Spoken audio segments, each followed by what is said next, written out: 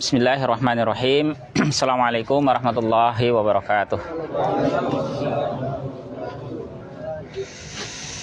Alhamdulillahi rabbil alamin. Wabihi nasta'inu ala umurid dunya waddin.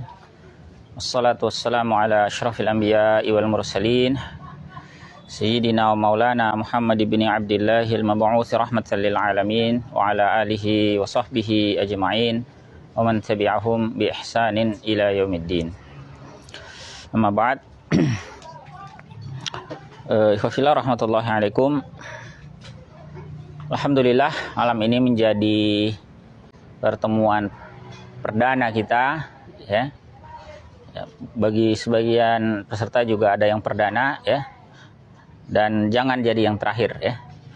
Jadi perdana dan seterusnya, ya. Karena belajar bahasa Arab itu bukan sprint, ya. Bukan lari cepat, tapi butuh nafas panjang. Ini maraton, jadi kita butuh nafas panjang. Ada beberapa poin yang ingin kita tekankan, ikhwafillah rahmatullahi alaikum. Yang pertama, bahwa kita belajar bahasa Arab ini sebagai bagian dari kita mempelajari din. Itu sebagaimana pesan Al-Faruq, ya, Umar ibn Al-Khattab radhiyallahu anhu, ta'allamul arabiyyata fa innaha min dinikum. Pelajarilah bahasa Arab karena bahasa Arab itu bagian dari din kalian. Jadi kita belajar bahasa Arab itu bukan seperti belajar bahasa yang lain sebagai sesuatu yang netral, bukan, ya. Jadi bahasa Arab itu bagian dari din kita, thaqafah Islam, ya. Karena itu konsentrasinya nanti insya Allah bagaimana kita belajar ini untuk bisa mengakses kitab-kitab turas para ulama, ya. Ini orientasi pertama yang harus kita tekankan, ya. Jadi jangan berharap belajar bahasa Arab kita ini antum menjadi TKI, ya. Jadi kita tidak belajar percakapan secara khusus, ya. Jadi keterampilan berbahasa itu kan biasanya ada 4. Ada membaca, menulis, berbicara, mendengar. Nah, kita fokusnya ke membaca, ya. Nanti kalau ya sedikit banyak juga nanti menulis juga ada insya Allah, ya. Tapi kalau untuk berbicara dan mendengar, nah itu bukan itu fokus kita, ya. Jadi fokus kita terutama membaca, ya, kitab-kitab turas para ulama. Bahkan Al-Quranul Karim pun juga berbahasa Arab, ya. Allah Ta'ala menyebutkan, ya, inna anzalnahu Qur'anan Arabiyan, ya, la'allakum ta'qilun. Sungguhnya kami telah menurunkannya, Al-Quranul Karim itu dengan lisan Arabi. Jadi memang harus kita pelajari, ya. Bagaimana kita bisa belajar membaca petunjuk-petunjuk Allah Ta'ala kalau kita tidak bisa berbahasa Arab, ya. Hadis-hadis Nabi Shallallahu Alaihi Wasallam juga beliau sampaikan dengan bahasa Arab, ya. Bahkan Nabi Shallallahu Alaihi Wasallam itu punya keistimewaan, ya, diberi oleh Allah Ta'ala namanya Jawami'ul Kalim. Ucapan-ucapan beliau itu istimewa, sangat ringkas tetapi mengandung banyak makna. Di beliau itu tidak banyak omong. Nabi itu tidak banyak omong. Ya, ringkas ucapan beliau tapi maknanya luas sekali, ya. Itu diantara keistimewaan beliau Sallallahu Alaihi Wasallam, ya. Dan memang kalau kita lihat aspek sejarahnya, ikhwafillah, kaidah yang kita kenal sekarang, kaidah bahasa Arab itu disusun sebagai bagian dari penjagaan terhadap Al-Quranul Karim. Ya, itu sangat lekat, ya. Di gramatikal bahasa Arab yang kita kenal itu kan baru disusun di masa kekhilafahan Ali bin Abi Thalib, ya. Ada yang mengatakan ya di akhir-akhir masa Utsman bin Affan. Ada juga yang mengatakan di masa Bani Umayyah, ya. Tetapi yang masyhur itu adalah di masa Ali bin Abi Thalib, ya, radhiyallahu anhu. Itu ada banyak sejarahnya, sebetulnya banyak ceritanya, ya. Kita ambil beberapa cuplikan, ya, fragmen sejarah menunjukkan betapa vitalnya bahasa Arab itu dalam ajaran Islam. Dahulu Al-Quranul Karim itu di masa Nabi Shallallahu Alaihi Wasallam itu belum terhimpun dalam satu mushaf, ya. Berserakan dalam berbagai media, ada dalam kulit, ya, ditulis di lembaran-lembaran kulit, ya, di pelana, di pelepah kurma, bahkan di tulang, ya, di atas batuan, ya. Itu medianya beragam. Baru di masa khalifah yang pertama, Abu Bakar As-Siddiq radhiyallahu anhu, itu diupayakan seluruh Al-Quranul Karim itu dihimpun dalam satu mushaf. Ya, kita kenal, ya, Jam'ul Quran fi ahdi Abi Bakrin radhiyallahu anhu, penghimpunan Al-Quran di masa Abu Bakar radhiyallahu anhu, yang dipicu oleh banyaknya penghafal Al-Quran yang wafat dalam satu peperangan, perang Yarmuk, ya, kalau tidak salah, dalam memerangi nabi-nabi palsu, ya, dan pengikutnya. Dulu kan terkenal itu Musailamah, salah satunya Musailamah Al-Kazzab, ya. Itu ada peperangan yang memberantas mereka, lalu cukup banyak sahabat yang gugur ridwanullahi alaihim saat itu. Dia menyebutkan sekitar 70 sahabat penghafal Al-Quran itu syahid dalam peristiwa itu. Nah, ini kemudian membuat Umar radhiyallahu anhu sebagai muawin. Jadi Umar itu muawinnya khalifah, ya. Dalam struktur daulah Islam itu ada istilah muawin tafwid, muawin at-tafwid. Nah, itu adalah Umar bin Khattab radhiyallahu anhu di masa Abu Bakar Siddiq radhiyallahu anhu.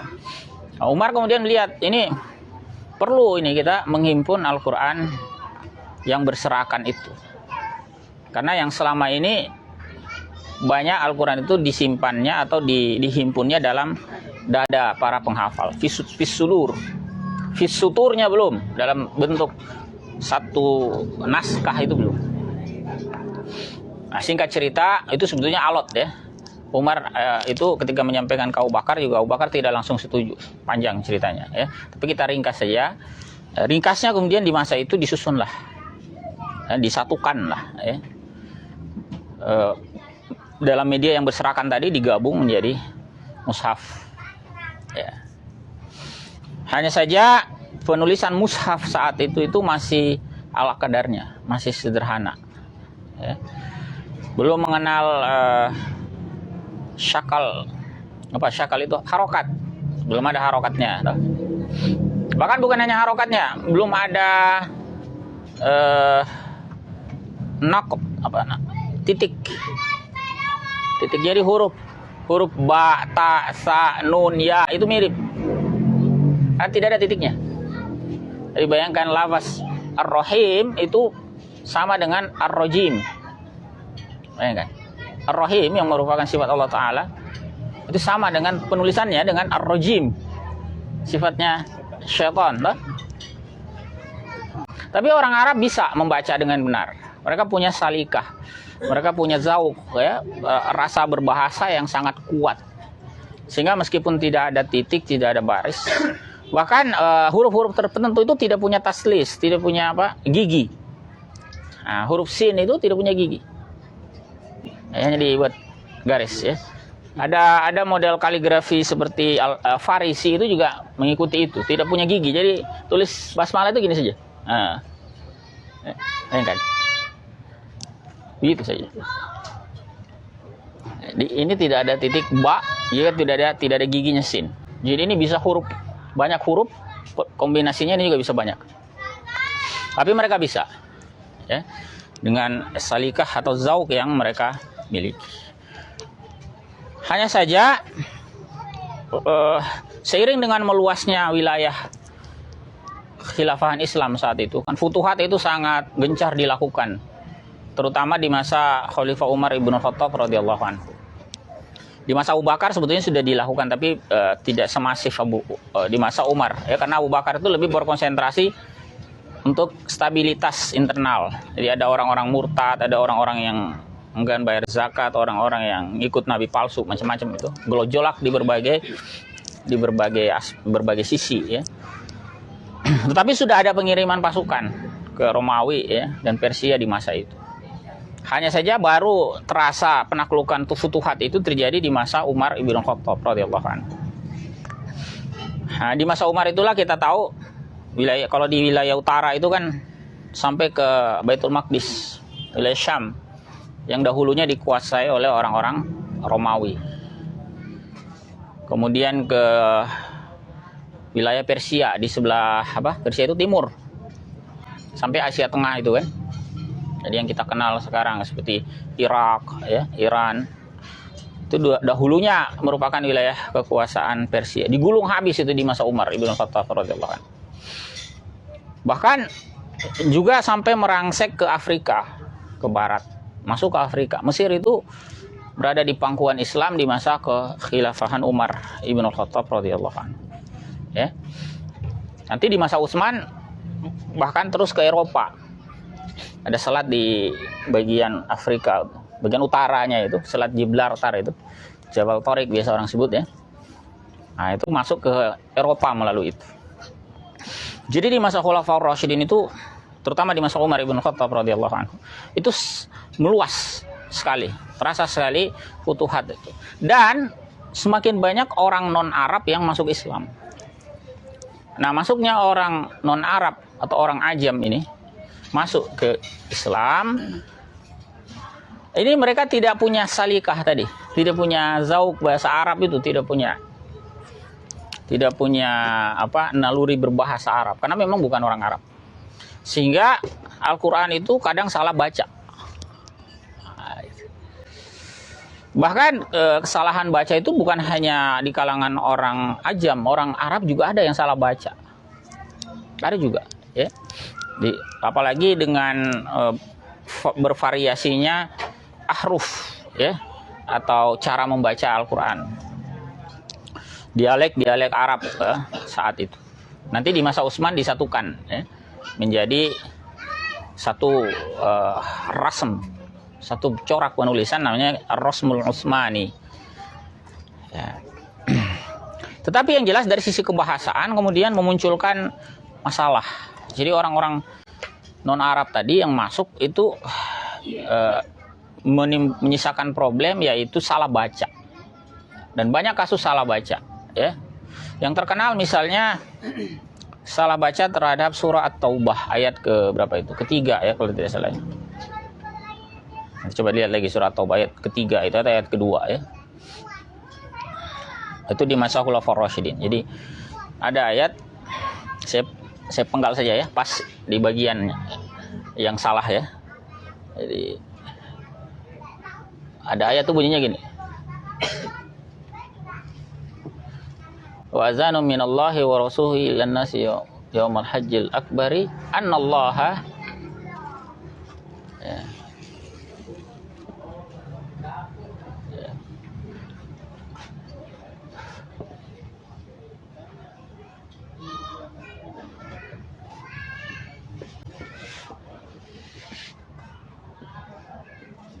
Bari'um minal musyrikin.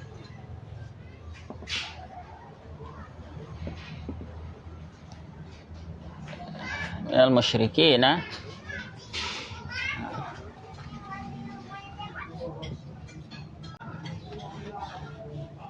Ya, ini ayatnya ya. Baris atas ini benar, cara bacanya benar. Anallaha bari'um minal musyrikin. Arti harfiahnya apa? Sesungguhnya Allah berlepas dari orang-orang musyrikin. Nah, yang salah itu baris bawah. Kalau di dalam Nas yang tertulis itu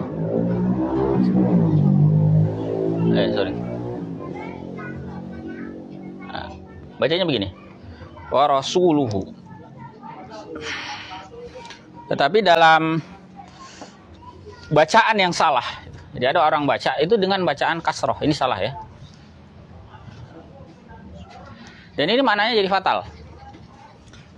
Di waw nanti kita belajar ya, waw itu namanya wawul atof, waw yang menunjukkan penyertaan, mengikuti kata yang ada sebelumnya. Persoalannya kata Rasul yang ikutkan, itu ikutnya kemana gitu.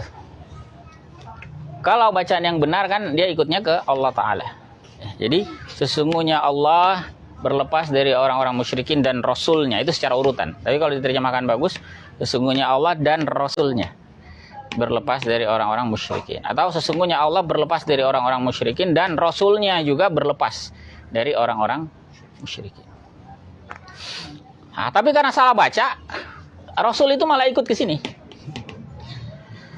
Jadi kalau dimanai, Allah itu berlepas dari orang-orang musyrikin dan Rasulnya. Artinya Allah juga berlepas dari Rasulnya. Itu fatal. Ya. Tidak ada kesalahan huruf. Benar hurufnya. Ya.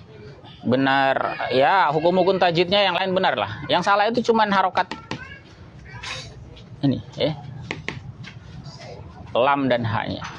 Atau kalau dibaca wakaf, salahnya cuma di lamnya. Ya. Tapi mengubah makna itu fatal sekali. Salah. Ya. Harusnya Rasul gandengnya ke Allah Ta'ala, tetapi malah jadi gandengnya ke musyrikin. Ada juga misalnya kasus salah baca dalam surah Fatir. Kita bisa baca ayat tentang ulama itu ya. Innama yakhshallaha min ibadihil ulama'u. Itu bacaan yang betul. Innama yakhshallah. Yang betul itu kan begini. Ini fathah min ibadihil ulama. Ininya yang dhammah.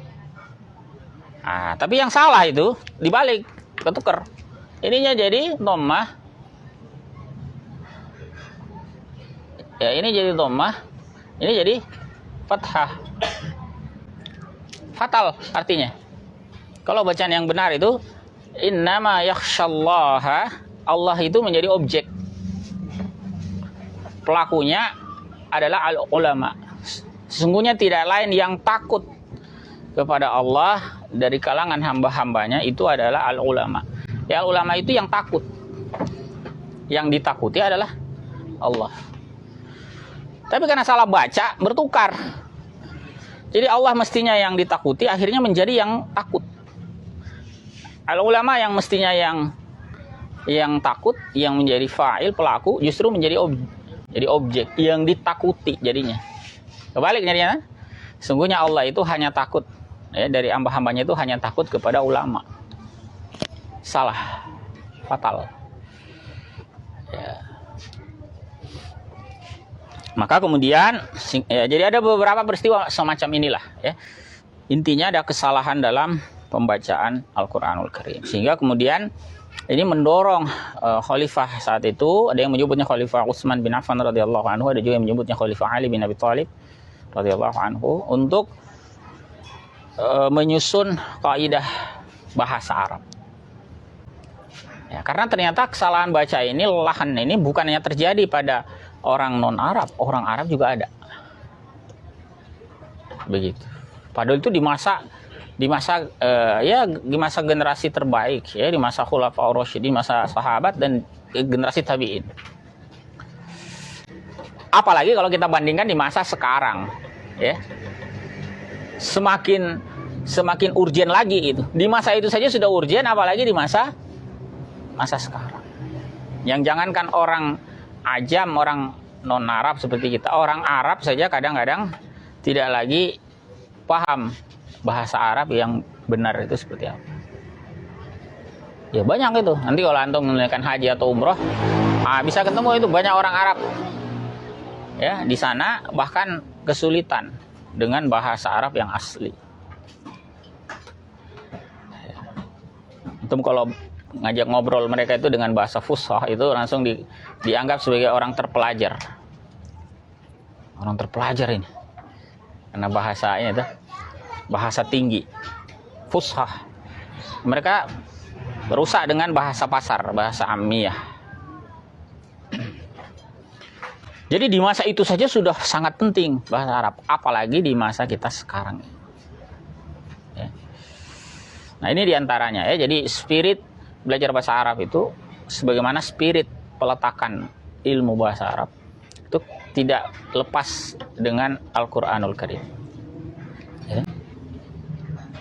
Jadi bahkan dulu di masa Umar ibn Khattab radhiyallahu anhu, masa Utsman bin Affan radhiyallahu anhu, itu pernah keluar kebijakan khalifah tidak boleh mengajarkan Al-Quran kalau orangnya nggak pintar bahasa Arab, kalau tidak faqih berbahasa Arab. Karena tadi itu ya, kesalahan baca. Ini kita belum bicara wakaf dan sebagainya ya. Baru masalah harokatnya saja fatal. Maka ikhwafillah rahmatullahi alaikum, nah ini ya kepentingan kita ya.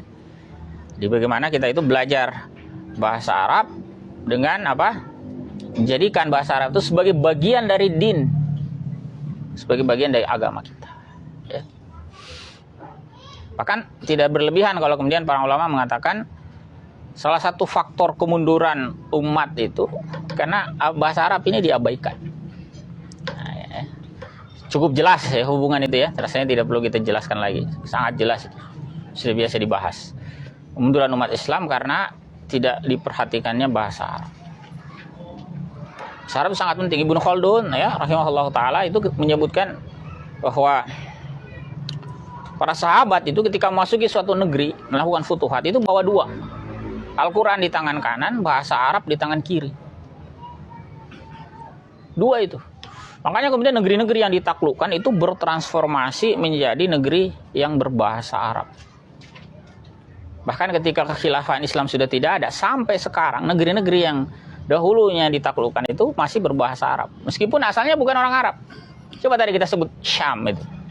Syam itu bukan orang Arab. Baitul Maqdis. Tapi coba ke Palestina sekarang. Arab.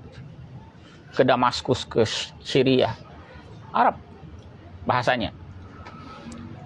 Atau wilayah Persia, Irak. Itu sekarang masih menjaga bahasa Arab. Padahal dulunya mereka bahasanya Persia. Mesir juga sama. Kalau Anda ke Mesir sekarang, orang mengiranya Mesir itu Arab. Padahal bukan. Itu kan Afrika itu. Punya peradaban sendiri. Peradaban Mesir kan terkenal. Kenal sekali itu Fir'aun dan sebagainya. Mereka punya bahasa sendiri. Tapi ketika Islam datang, dibawa oleh para sahabat, ya bukan hanya Al-Quran, tetapi juga bahasa Arabnya. Maka negeri-negeri itu kemudian menjadi negeri yang berbahasa Arab sampai sekarang.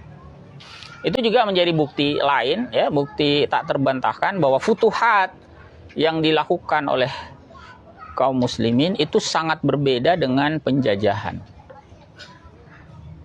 Nah, salah satu buktinya bahasa tadi. Tidak ada negeri dimanapun sekarang ini yang ditaklukkan oleh penjajah lantas mencintai penjajahnya sampai bahasanya diadopsi, nggak ada ya, kecuali dipaksa. Kita dahulu di Indonesia ya cukup lama dijajah Belanda, tapi nggak ada masyarakat kita itu berbahasa Belanda karena cinta dengan orang Belanda. Ya mungkin ada yang bisa bahasa Belanda, tapi kepentingan dahulu itu karena belajar, toh. Sekolah di sekolah Belanda. Tapi tidak ada yang cinta. Ya. Beda dengan Arab, bahasa Arab. Ya, kaum muslimin menaklukkan negeri-negeri tadi itu. Kaum muslimin kekhilafahannya sudah runtuh, sudah pecah menjadi negeri-negeri yang berbeda. Bahasanya masih dipertahankan, bahasa Arab. Nah, kenapa orang Irak, kenapa orang Syam, kenapa orang Mesir itu bisa bertransformasi, mengubah satu masyarakat, satu bangsa itu menjadi Arab semua? Kenapa? Karena mereka mencintai. Nggak mungkin kalau tidak mencintai. Nah, itu terjaga betul, ya sampai sekarang. Ya. Nah, itu beberapa pengantar kita ya, ikhwafillah rahmatullahi alaikum, berkaitan dengan pentingnya ya kita belajar bahasa Arab. Ya. Jadi sekali lagi kita ikuti apa yang disebutkan oleh Umar ibn Khattab radhiyallahu anhu Fa'allamul arabiyyata fa innaha min dinikum. Pelajarilah Arabiyah, pelajarilah bahasa Arab karena merupakan bagian dari din kalian. Allahu a'lam bissawab.